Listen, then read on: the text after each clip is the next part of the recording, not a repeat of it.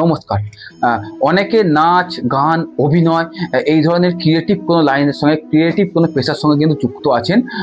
কিন্তু তারা কর্মের জায়গায়, কাজের জায়গায় তারা বিভ্রান্ত হচ্ছে, কর্মকে একটা সঠিক জায়গায় তারা এগিয়ে নিয়ে যেতে পারছে না। দেখুন, প্রত্যেকটি মানুষের জন্মচার্ট একটা গুরুত্বপূর্ণ ভূমিকা পালন করে।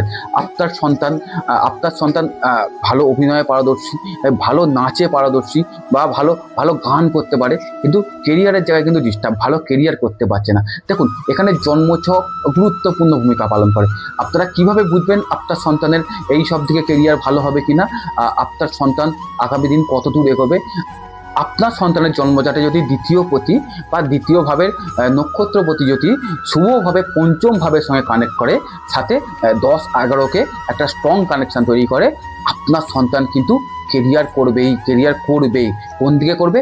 চিত্ত বিনোদনমূলক কর্মে, টিভি মিডিয়াতে, সাংবাদিকতাতে, গান, নাচ, অভিনয় এই ধরনের কোনো পেশায় আপনার সন্তান উন্নতি করবেই। শেয়ার মার্কেটে আপনার সন্তান ভালো মতো উন্নতি করতে পারে।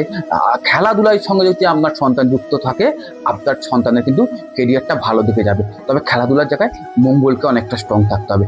তাই আপনার সন্তানের জন্মচার্ট প্রথমে বিশ্লেষণ করুন, দেখে নিন আপনার সন্তান এই সব দিকে, ক্রিয়েটিভ কোনো দিকে উন্নতি করতে পারবে কিনা।